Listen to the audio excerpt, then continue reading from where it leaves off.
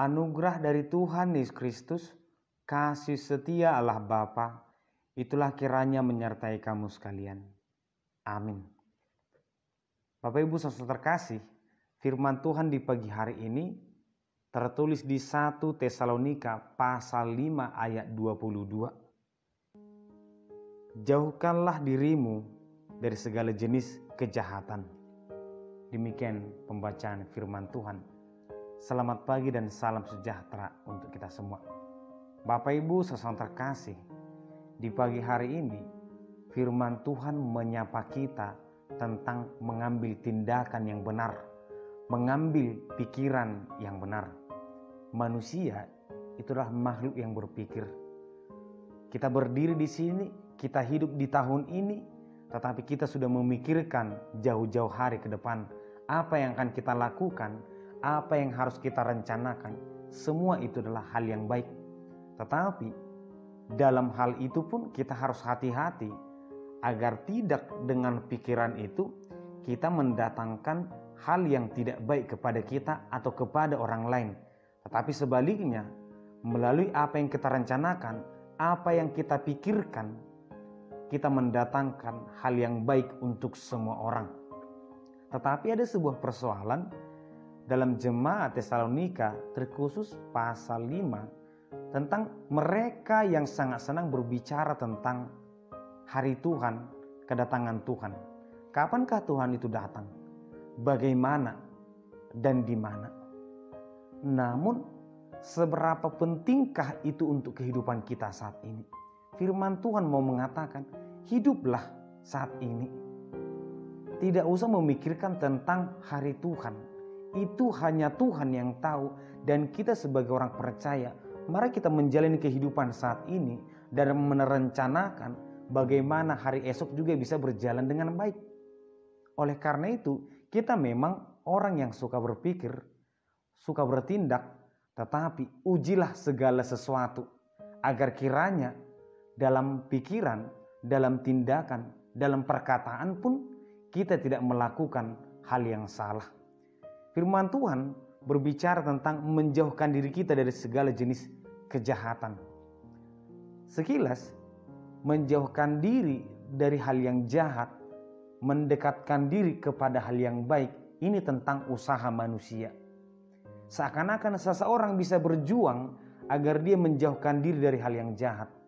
Seakan-akan seseorang bisa berusaha bagaimana dia bisa menjadi anak yang baik, orang Kristen yang baik. Kenyataannya tidak. Menjauhkan diri dari hal yang jahat bukan tentang usaha, tetapi tentang iman, tentang kecintaan.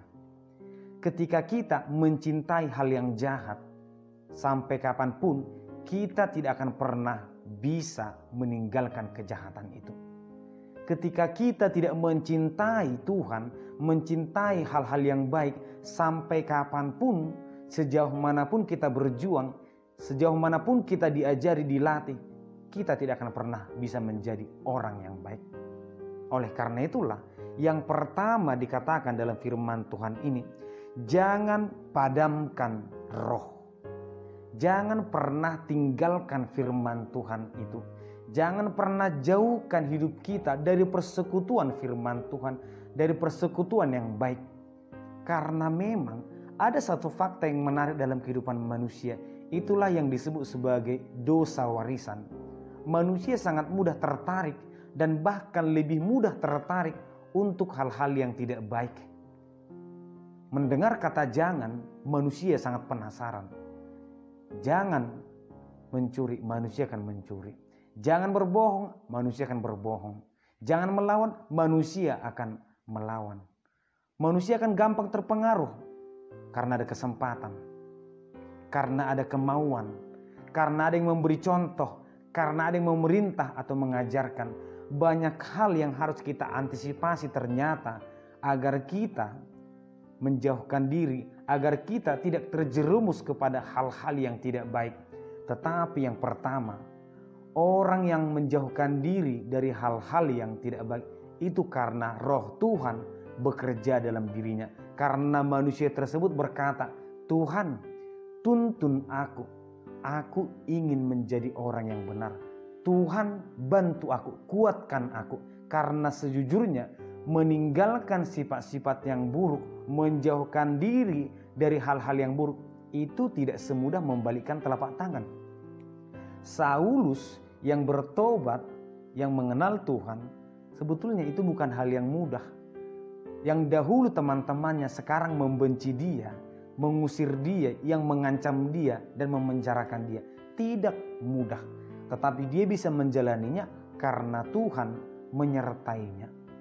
Manusia bisa terjerumus ke dalam hal-hal yang jahat melalui perkataan, melalui pemikiran, melalui pergaulan, melalui perkataan. Maka mari minta pertolongan Tuhan agar Tuhan memampukan kita. Demikian juga tahap yang kedua, ternyata ketika kita menjauhkan diri dari hal yang jahat, kita juga harus mendekatkan diri kepada Tuhan. Tentu hal yang pertama, ini juga pekerjaan Tuhan, pekerjaan Roh Kudus. Bagaimana Tuhan menuntun kita ketika kita mencintai hal-hal yang berkenan kepada Tuhan. Percayalah, kita akan mampu melakukannya. Kita akan dimampukan oleh Tuhan, kita akan dikuatkan oleh Tuhan. Tetapi dalam kehidupan orang percaya, kedua hal ini tidak bisa berjalan bersamaan. Tidak bisa di satu sisi kita mengajarkan kebaikan, tetapi kita masih melakukan hal yang tidak baik. Yesus pernah berkata tentang sebuah perumpamaan, orang yang membajak sawah tetapi melihat ke belakang itu tidak layak. Orang yang datang kepada Tuhan tetapi masih mencintai hal-hal yang di belakang itu tidak layak. Orang yang berbicara tentang kebenaran tetapi masih melakukan hal-hal yang tidak baik itu tidak layak. Ketika Tuhan berbicara kepada Lot, berjalanlah, jangan menoleh ke belakang. Inilah gambaran kehidupan. Ketika kita ingin menjadi murid Tuhan, menjadi anak Tuhan, menjadi orang benar, biarkan Tuhan menuntun dan serahkan kehidupan kita kepada Tuhan. Dan jangan pernah melihat kepada hal-hal yang tidak baik, tetapi lihatlah Yesus yang sudah menyelamatkan kita, yang memberikan masa depan yang terbaik untuk kita. Jadilah orang benar, jadilah orang yang baik, jadilah orang yang selalu mengandalkan Tuhan dan diperbaharui oleh Tuhan. Amin, kita berdoa. Kami bersyukur Tuhan di pagi hari ini untuk penyertaan berkat-Mu Tuhan. Tuhan yang menguatkan menyertai kami. Dan tuntun kami selalu Tuhan, agar kami mampu meninggalkan hal-hal yang tidak baik, menekan sifat buruk, dan kami mencintai kebenaran firman-Mu, melakukan firman-Mu. Kuatkan dan sertai kami Tuhan. Dan nama Yesus Kristus kami berdoa. Amin.